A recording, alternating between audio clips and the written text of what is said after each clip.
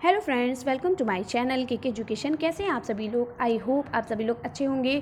तो आज मैं आप लोगों को डीलेट सेकेंड सेमेस्टर 2022 का पेपर फर्स्ट वर्तमान भारतीय समाज एवं प्रारंभिक शिक्षा में क्लास 4th बौद्धकालीन शिक्षा के बारे में बताने वाली हूँ। बौद्धकालीन शिक्षा में क्या क्या विशेषताएँ हैं, क्या क्या उपदेश हैं, क्या क्या समानताएं हैं, इन सब के बारे में बताऊंगी। और इसमें आने वाले जो संस्कार जो हमारे हैं, प्रवज्जा संस्कार और उपसंपदा संस्कार के बारे में बताऊंगी।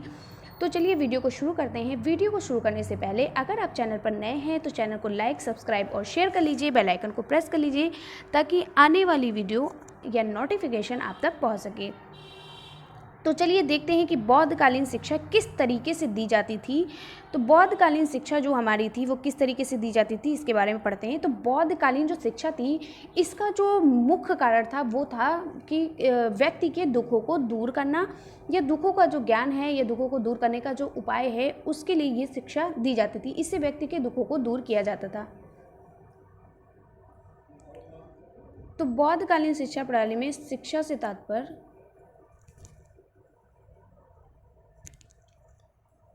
बौद्ध मठों और बिहारों में चलने वाली शिक्षा से लिया जाता था। यानी जो बौद्ध मठों और बिहारों में जो शिक्षा दी जाती थी उससे ये लिया जाता था। फिर क्या है, बौद्ध दर्शन में जीवन में दुख था, बहुत ज़्यादा दुख था, तो उसको दूर करने के लिए, उसको दुखों को समझने के लिए, उन दुखों को दूर करने का उपाय करना ही इनका मकसद था, यही इनके लिए शिक्षा थी। तो इन्होंने कहा है कि शिक्षा दुखों का ज्ञान और दुखों को दूर करने का एक अष्टांग मार्ग दिखाती है। तो बौद्धकालीन शिक्षा के बारे में आपको समझ में आया कि इनका मतलब था कि दुखों को समझना, व्यक्ति के दुखों को समझना, उनको दूर करना ही बौद्धकालीन शिक्षा का अष्टांग मार्ग है। ये बौद्धकालीन शिक्षा अष्टांग मार्ग दिखाती है। क्या दिखाती है? शिक्षा के दुखों का ज्ञान और दुखों को दूर करने का उपाय। तो ये थी बौद्धकालीन शिक्षा। चलिए एक बार और रिपीट करते हैं कि बौद्धकालीन शिक्षा प्रणाली में शिक्षा से तात्पर्य बौद्ध मठों और बिहारों में चलने वाली शिक्षा से लिया जाता है।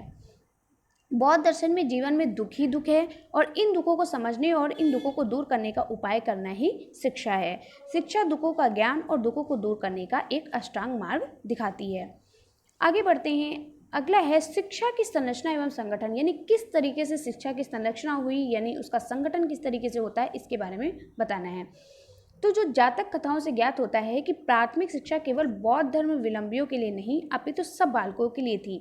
ठीक है, आपने वैदिक कालीन शिक्षा पढ़ी थी, उसमें क्या था, वैदिक जो कालीन शिक्षा थी उसमें उसी के जो आपके जो ब्राह्मण लोग थे उन्हीं के लिए शिक्षा जरूर थी और किसी के लिए शिक्षा नहीं थी। लेकिन जो आपकी जो ये बौद्ध कालीन शिक्षा है, इसमें केवल शिक्षा बौद्ध धर्म विलंबियों के लिए ही नहीं बल्कि सभी के लिए शिक्षा संभव थी।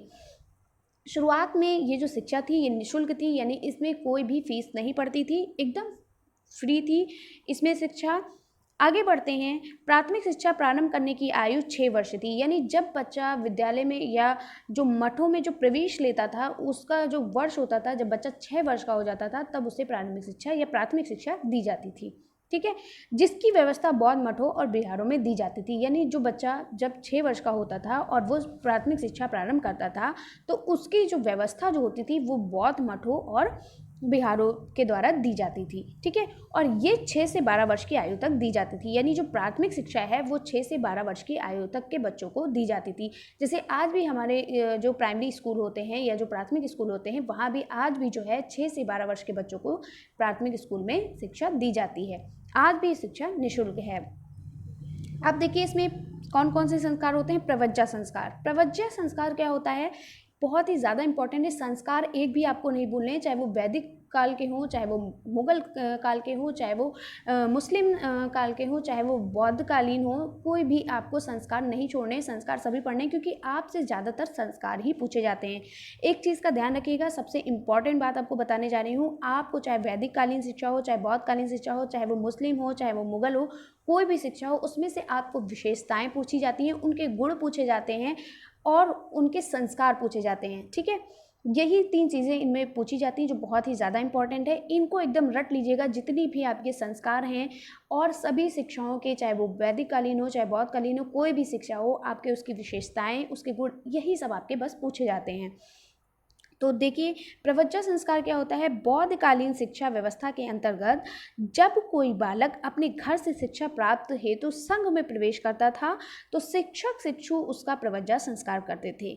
इसके दौरान शिक्षक शिष्य से 3 वचन उच्चारित करने का आदेश देता था। यानी प्रवज्जा संस्कार का मतलब ये है कि जब बौद्ध शिक्षा व्यवस्था के अंतर्गत जब कोई बालक क्या होता था, अपने घर से शिक्षा लेने के लिए कहा जाता था, जब संघ में प्रवेश करता था, जैसे स्कूल में प्रवेश करते हैं, तब जो है शिक्षक क्या करता था, शिक्षु को उसका प्रवज्जा संस्कार कराता था। प्रवज्जा संस्कार किस तरीके से होता था? इसमें सबसे पहले इनको जो शिष्य शिक्षक होते थे वो अपने शिष्य को 3 वचन उच्चारित करने के लिए बोलते थे। फिर इसमें 10 नियम और भी फॉलो करने पड़ते थे, या 10 नियम को क्या करना पड़ता था? 10 नियम को फॉलो करना पड़ता था। ठीक है, तो सबसे पहले शिक्षक क्या करता था? शिष्य को 3 वचन उच्चारित करने का उपदेश देता था, यानी वो उस वचन को बोलता था शिक्षक, फिर वो शिष्य जो होते थे उस वचन को दोहराते थे। कैसे? पहला जो था वो है बुद्धम शरणम गच्छामि, दूसरा है संघम शरणम गच्छामि, तीसरा है धर्मम शरणम गच्छामि। यानी 3 ये जो आपके वचन थे, ये जो शिक्षक वचन देता था शिष्य को, ये शिष्य उसको 3 वचनों को उच्चारित करता था। बुद्धम शरणम गच्छामि, संघम शरणम गच्छामि और धर्मम शरणम गच्छामि। ये आपके पेपर में बहुत पूछा जाता है कि जो प्रवज्जा संस्कार में, या इस तरीके से पूछ लिया जाएगा कि बौद्धकालीन शिक्षा के प्रवज्जा संस्कार में शिक्षक शिष्य को 3 कौन से वचन उच्चारित करने को बोलता था।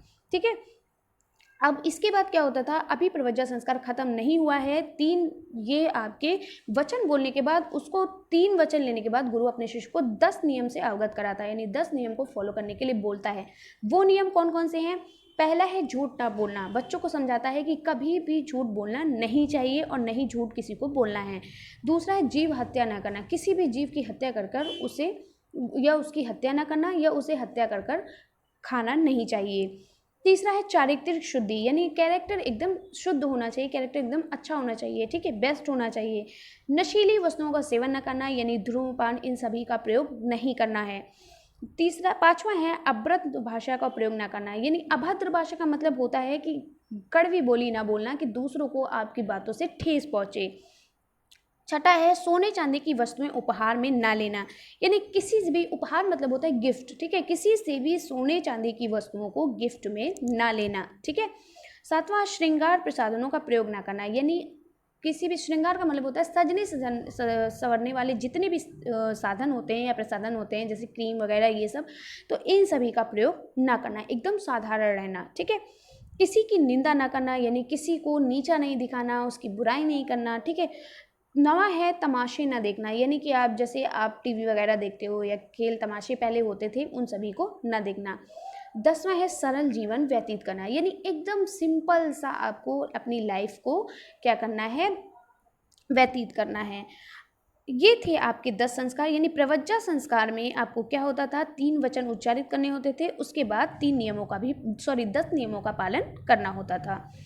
अब क्या है? इस प्रकार संघ के 3 वचनों के बालक को संयंत्र भी कहा जाता था, यानी संत्रय भी कहा जाता था। जब ये वचन 3 पालन कर लेते थे तो इनको संत्रय कहते थे। ठीक है, बालक जिसमें शरण लेता था। आगे है तथा बालक जिसमें शरण लेता था उसे शरणत्रयी कहा जाता था। ठीक है, प्रवज्जा संस्कार के बाद बालक सामनारे भी कहा जाता था और उसे मठ में ही रहना होता था। बौद्ध मठों के विकलांग, दंडित मठों तथा राज्य के कर्मचारी और सैनिकों को प्रवज्जा संस्कार का अधिकार नहीं था। यानी जो बौद्ध मठों में जो विकलांग व्यक्ति होते थे या जो दंडित व्यक्ति होते थे, जिन्होंने कभी चोरी की होगी या कुछ भी उनको दंड मिला हो, कोई भी पनिशमेंट मिली हो, उनको, और जो कर्मचारी हो, राज्य के जो कर्मचारी होते थे या जो सैनिक होते थे, उनको प्रवज्जा संस्कार का अधिकार नहीं था।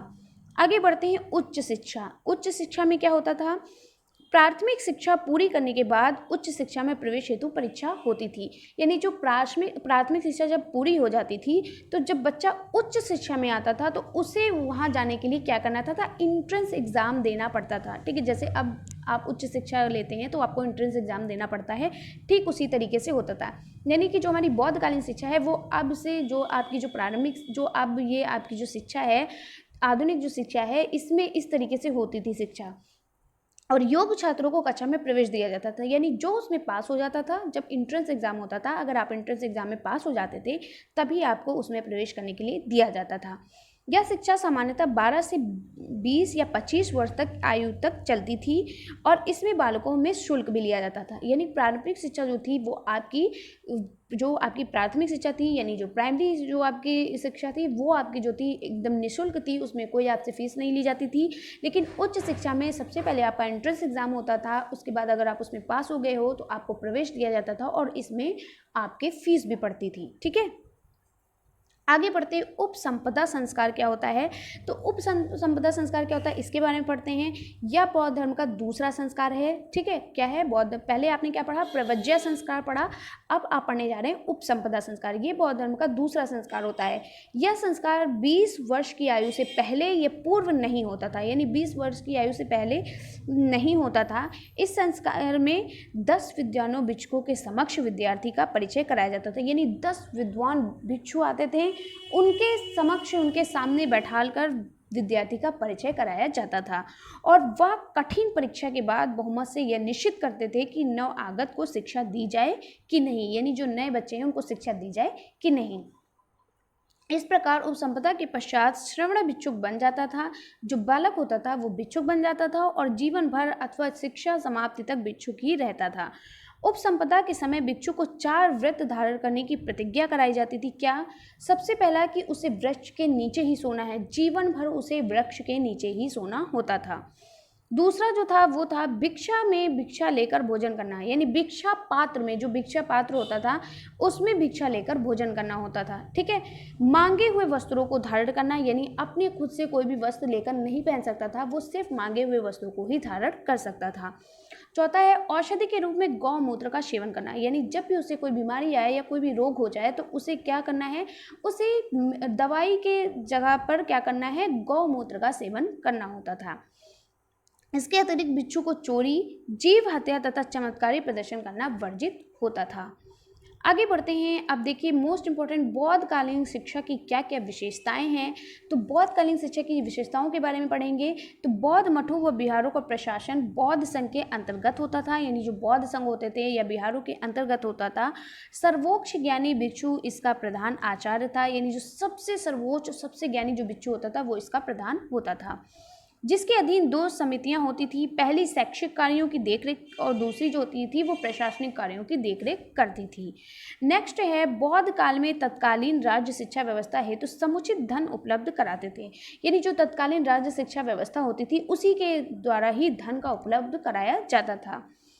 अगला है, तीसरा पॉइंट है आपका, बौद्ध शिक्षा प्रणाली में प्राथमिक स्तर की शिक्षा निःशुल्क होती थी। आपने अभी पढ़ा है जो प्रारंभिक शिक्षा, जो प्राथमिक शिक्षा जो 6 से 12 वर्ष होती थी वो आपकी फ्री होती थी। और फिर आपने क्या पढ़ा, जो आपने पढ़ा है कि क्या होता है और जो आपकी जो 6 से 12 फिर 13 से लेकर 20 या 25 तक की जो आपकी शिक्षा होती थी, जो उच्च शिक्षा होती थी, वर्ष की जो शिक्षा होती थी वो आपकी क्या होती थी, वो आपकी उसमें फीस ली जाती थी। ठीक है, और उसमें प्रवेश करने के लिए क्या होता था, एंट्रेंस एग्जाम उच्च शिक्षा में दिए जाते थे। ठीक है, बौद्धकालीन शिक्षा में उस उच्च स्तर के बच्चों से शुल्क लिया जाता था। विद्यार्थी के रहने एवं भोजन का व्यय लिया जाता था, यानी उसके रहने के लिए और उसके भोजन के लिए भी व्यय लिया जाता था। ठीक है, कोई भी चीज़ फ्री नहीं थी। ठीक है, सब में आपको पैसे देने पड़ते थे। जैसे आज भी है, आप उच्च शिक्षा लेने जाते हो, आप किसी हॉस्टल वगैरह को चूज़ करते हो, यानी जो आपका जो छात्रावास होता है, जो आपका हॉस्टल होता है रहने का, वो क्या होता था, उसमें आपको क्या होता है, पैसे देने पड़ते हैं। ठीक, इसमें भी ऐसे ही होता था। परंतु निर्धन और अयोग्य छात्रों से धन के अभाव में अपनी सेवाएं भी अर्पित कर सकते थे। कुछ ऐसे भी व्यक्ति थे जिनको शिक्षा प्राप्त करने का अधिकार नहीं था। आपको पता है कुछ ऐसे भी व्यक्ति थे जो शिक्षा प्राप्त नहीं कर सकते, जैसे जो नपुंसक होते हैं, जो राजा की नौकरी में शामिल व्यक्ति होते हैं, जो शारीरिक रूप से विकृत व्यक्ति होते हैं, जैसे विकलांग वगैरह होते हैं, राज्य द्वारा दंड प्राप्त व्यक्ति जो होते हैं, यानी जिन्हें पनिशमेंट मिल चुकी होती है, जिन्होंने चोरी की होती है या कुछ भी किया होता है, जिनको दंड मिल चुका होता है, ऐसे व्यक्तियों को शिक्षा प्राप्त करने का कोई अधिकार नहीं था। इन सभी व्यक्तियों को शिक्षा प्रदान करने का अधिकार नहीं था। आगे बढ़ते हैं, बौद्धकालीन शिक्षा के उद्देश्य क्या हैं, यही सब आपसे पूछे जाते हैं, संस्कार और इनके विशेषताएं और इनके उद्देश्य। तो बौद्धकालीन शिक्षा के क्या उद्देश्य हैं? बौद्धकालीन शिक्षा का उद्देश्य था, बौद्ध शिक्षा का प्रमुख उद्देश्य छात्रों के व्यक्तित्व का विकास करना, उनका शारीरिक, मानसिक, नैतिक तथा आध्यात्मिक सभी प्रकार से व्यक्तित्व का विकास करना था। यानी कि किसी भी व्यक्ति के अंदर, बच्चों के अंदर क्या था, उनके शारीरिक, उनके मानसिक, उनके नैतिक और उनके आध्यात्मिक सभी प्रकार के व्यक्तित्व का विकास करना था। फिर दूसरा है, बौद्धकालीन शिक्षा का प्रमुख विकास चरित्र निर्माण के लिए किया जाता था। यानी उनके अच्छे चरित्र के लिए किया जाता था और उन्हें प्रारंभ से ही मठों और विहारों के 10 नियमों को अवगत कराया जाता था, जो आपने पढ़ा था कि चोरी नहीं करना, जीव हत्या ना करना, ठीक है, और श्रृंगार साधनों का प्रयोग ना करना, और क्या होता है, और नशीली वस्तुओं का सेवन ना करना, यही सब आपने पढ़ा था ना। इन सभी नियमों का अवगत कराना पड़ता था। प्राथमिक शिक्षा के सर्वोच्च पाठ्यक्रम में पठन, लेखन, गणित, इन सभी विषयों का ज्ञान कराया जाता था। ठीक है। उच्च शिक्षा में दर्शन, धर्म, आयुर्वेद तथा सैन्य शिक्षा देने के बाद विशिष्ट शिक्षा शुरू की जाती थी। यानी अलग से फिर कोई शिक्षा शुरू की जाती थी। तो ये थे आपकी बौद्धकालीन शिक्षा के बारे में मैंने आपको पढ़ाया है, जो बहुत ही महत्वपूर्ण है। और जितनी भी शिक्षा हैं आपकी, जितने भी बौद्धकालीन, वैदिक कालीन, मुगल कालीन, जो भी जितनी भी हैं आपकी, उसमें के आपको संस्कार पढ़ने हैं, गुण और उनकी विशेषताएं बहुत ही इंपॉर्टेंट है, यही आपके पूछे जाते हैं। तो और आपकी जो बौद्धकालीन शिक्षा है ये सबसे ज़्यादा इम्पॉर्टेंट है, ठीक है, क्योंकि इसमें आपके 3 जो आपके 10 नियम हैं और जो आपके 3 जो आपके क्या बोलते हैं चरण थे, जो आपको बताने थे, वो पूछे जाते हैं आपसे। तो वीडियो को पूरा देखने के लिए आप लोगों का बहुत बहुत धन्यवाद। और वीडियो कैसी लगी कमेंट्स बॉक्स में ज़रूर बताइएगा। और अगर आप चैनल पर नए हैं तो चैनल को लाइक, सब्सक्राइब और शेयर करना बिल्कुल भी मत भूलिए। लाइक, सब्सक्राइब और शेयर करना बिल्कुल भी मत भूलिए और बेल आइकन को प्रेस कर दीजिए ताकि आने वाली नोटिफिकेशन आप तक पहुंच सके। तो मिलते हैं नेक्स्ट वीडियो में, तब तक के लिए बाय बाय, टेक केयर।